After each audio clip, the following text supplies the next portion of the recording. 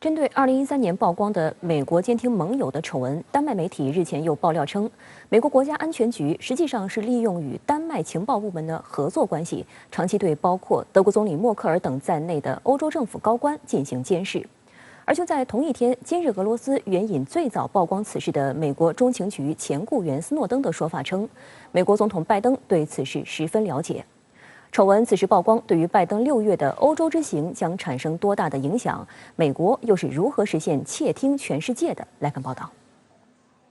当地时间周日，丹麦广播公司推出特别报道，揭露美国国家安全局通过丹麦国防情报局接入丹麦互联网，获取原始数据，以监视包括德国总理默克尔在内的盟国领导人。报道称，美国中情局前雇员爱德华·斯诺登在2013年揭露了美方长期监听盟友的丑闻后，出于担忧，丹麦防务情报局于2014年启动了一项内部调查。调查结果表明，在2012年至2014年间，美国国家安全局利用丹麦的信息电缆对瑞典、挪威、法国、德国的政要进行监视。报道还称，丹麦作为美国的亲密盟友，允许美国国家安全局监听所有通过丹麦境内的光缆所传输的信息，并在丹麦境内多个地点建立信息截取点，然后把截取的信息传输到一个秘密的数据中心，由美国国家安全局和丹麦国防情报局的专家一起来合作分析这些海量数据。因为包括俄罗斯、瑞典、挪威、德国、法国、荷兰等国的光缆都会经过丹麦，所以这些国家的信息都会被美国得到。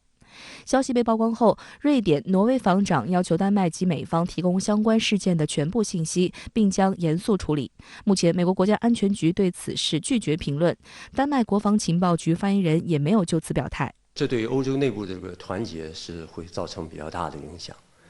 因为丹麦是一个欧盟国家，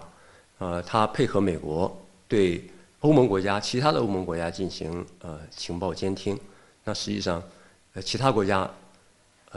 就会对丹麦产生很强烈的不信任。除此之外，斯诺登此前公布的文件显示，美国国家安全局跟瑞典国防电波局也是有合作的，而且合作方式和内容跟他们与丹麦国防情报局合作是一样的。美国虽然不被允许窃听合作国的信息，但是完全可以在和瑞典的合作中窃听包括丹麦或者其他国家的信息。简单来讲，美国国家安全局通过与多国单线合作，实现了全方位监控。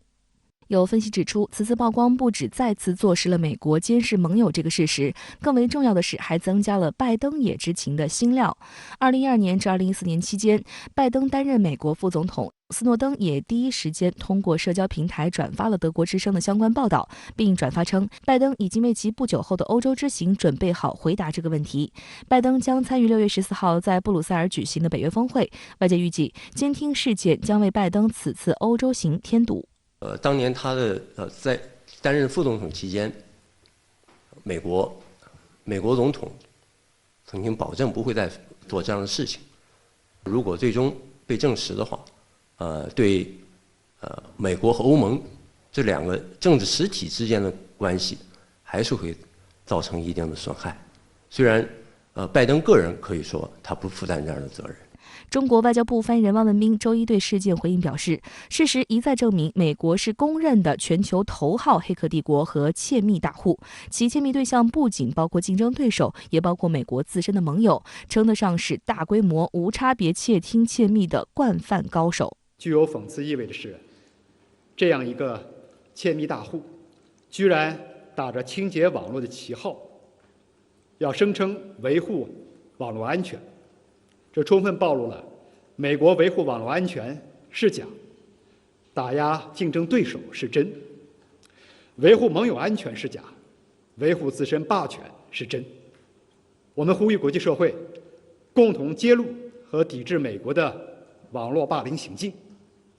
不要为黑客帝国的非法行为做嫁衣。